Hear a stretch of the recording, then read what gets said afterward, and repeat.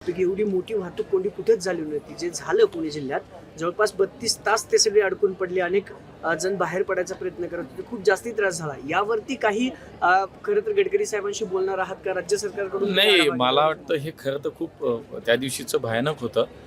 मी सुद्धा सातत्यानं पुणे ग्रामीण SP च्या संपर्कात होतो. जी सगळी यंत्रणा तिथे लागली होती त्या सगळ्यांच्या संपर्कात होतो, कारण सगळीकडनं नागरिक अडकले होते, त्रस्त झाले होते. पण असा प्रकार भविष्यात होऊ नये त्याच्यासाठी निश्चितपणे काळजी घेतली पाहिजे. तशी यंत्रणा अगदी 100% त्या ठिकाणी अवेलेबल हवी. यासाठी निश्चितपणे आपण काहीतरी करणार आणि केलं पाहिजे. मला असं वाटतं की शेवटी मी सुद्धा एक लोकप्रतिनिधी आहे, त्यामुळे ती माझी सुद्धा जबाबदारी आहे. भविष्यात असा कुठलाही प्रकार होणार नाही याची काळजी घेणार. दादांच्या अपघाताची माहिती सांगणार आहेत रोहित पवार. 10 तारखेला प्रेस तुमच्या नाही, चौकशी चालू आहे. AIBच्या टीमने ब्लॅक बॉक्स हस्तगत केलाय, त्यांना सापडलाय. त्याचा डाटा डाउनलोड होईल, त्याच्यावरती त्याचा विश्लेषण होईल आणि त्याच्यावरनं निश्चितपणे लवकरात लवकर अहवाल येईल. आता रोहित पवार आणि यांना शेवटी त्या विषयावर जे त्यांना बोलायचं त्यांचं त्यांना ते स्वातंत्र्य आहे. शेवटी त्यांना काही त्यांचं म्हणणं असेल ते मांडतील.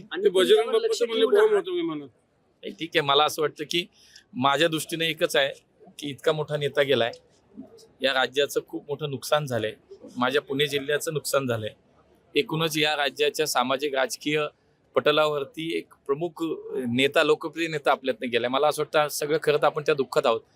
अशा दुःखद प्रसंगी मला एवढंच सांगणं की कृपया स्वतःचं राजकारण स्वतः कुणी या दादांच्या घटनेच्या विषयावरती करू नये. नाही, मी कुणाचं नाव नाही घेत, पण खरं तर जे काही घडतंय मागचे 5-6 दिवस 8 दिवस झाले, कोण काय बोलतो, चौकशी होईल, अहवाल येतील, मग वाटल्यास बोला, पण आता बोलू नये. मला असं वाटतं नक्की लक्ष ठेवू नये. आणि माननीय मुख्यमंत्री याच्यामध्ये खूप अलर्ट आहेत. मुख्यमंत्रींनी स्वतः मागणी केली आहे. देवेंद्रजींनी स्वतः CIDची चौकशी त्याच्यामध्ये लावली आहे. देवेंद्रजींनी स्वतः केंद्र सरकारकडे चौकशी मागणी केली, त्यानुसार DGCI AIB त्याच्यामध्ये काम करते. मला असं वाटतं थोडा वेळ थांबलं पाहिजे. शेवटी चौकशी काय मी तेच सांगितलं की या सगळ्या प्रकारामध्ये खरं तर हे दुःख खूप मोठं आहे की आज दादा नाहीयेत.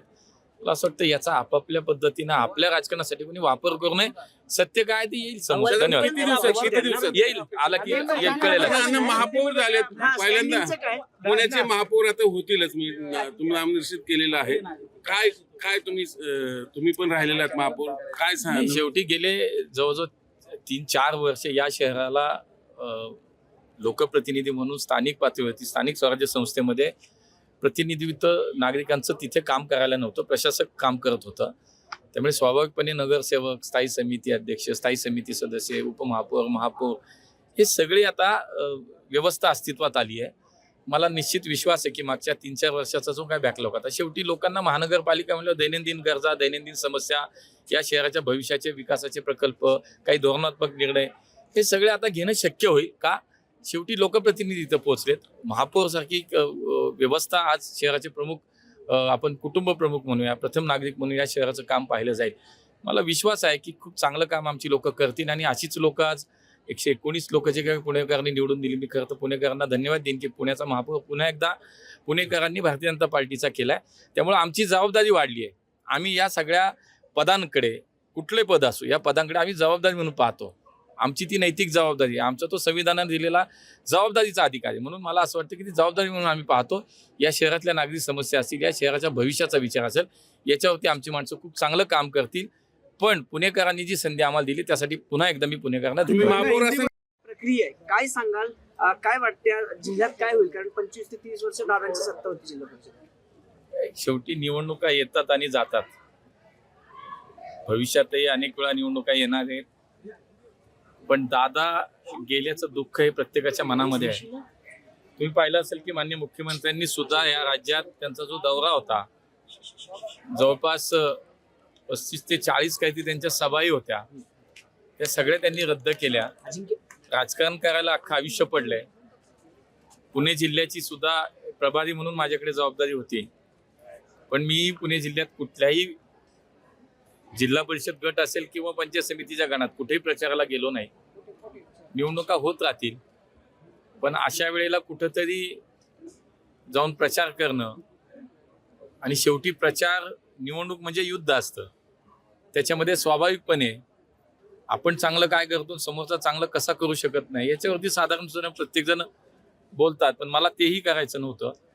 मतदार शेवटी सुज्ञ आहेत, त्यांना जे काय करायचं ते योग्य करतील. मला असं वाटतं की हे खरं आहे की गेल्या अनेक वर्षापासून जिल्ह्यामध्ये राष्ट्रवादी काँग्रेसची सत्ता आहे, पण पक्ष म्हणून भारतीय जनता पार्टी म्हणून आमच्याही सर्व कार्यकर्त्यांनी स्थानिक जिल्ह्यातल्या नेत्यांनी खूप चांगलं काम केलंय, लोकांपर्यंत पोहोचलेत आणि जो काय व्हायचा निर्णय तो शेवटी जनतेवरती सोपवून देऊ. आज मतदान होईल, निकाल लागल्यावरती कळेल. रात्री बुट्टे पाटलांना मारहाण झाल्याचं कळतंय. नाही मला माहित नाही, कारण मी पहाटे आलो, मी दिल्लीवरनं आलो, अधिवेशन चालू आहे. आज आमच्या व्यामनिकॉमचा दीक्षांत समारंभ होता, त्यामुळे मी डायरेक्ट पहाटे आल्यानंतर इथंच आलो, त्यामुळे मला माहिती नाही, मी माहिती घेतो. झालं असेल शेवटी असं काही व्हायला नको, झालं असेल तर ते चुकीचं आहे. काय आहे की शेवटी हे बघा, ही निर्णय प्रक्रिया आमच्याकडे ठरलेली आहे. स्थानिक पातळीवरती कोर कमिटी बसते, वरती मग राज्य सरकार, राज्याच्या स्तरावरती आमच्या अध्यक्ष आणि मुख्यमंत्री साहेब याच्यावरती निर्णय करतात. ती सगळी प्रक्रिया पार पडली. आता ज्याला नाव ज्याचं करायचं जाहीर ते झालंय, त्यामुळे महापौर निश्चित झालेत, उपमहापौर निश्चित झालेत. बाकी आता 5 वर्ष आहेत ना, प्रत्येकाला काही ना काही संधी मिळेल.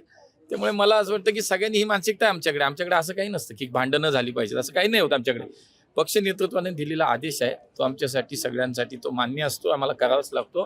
त्यामुळे आमची महानगरपालिकेची टीम ही पुणेकरांच्या विश्वासाला हे सार्थ ठरवण्यासाठीच काम करते.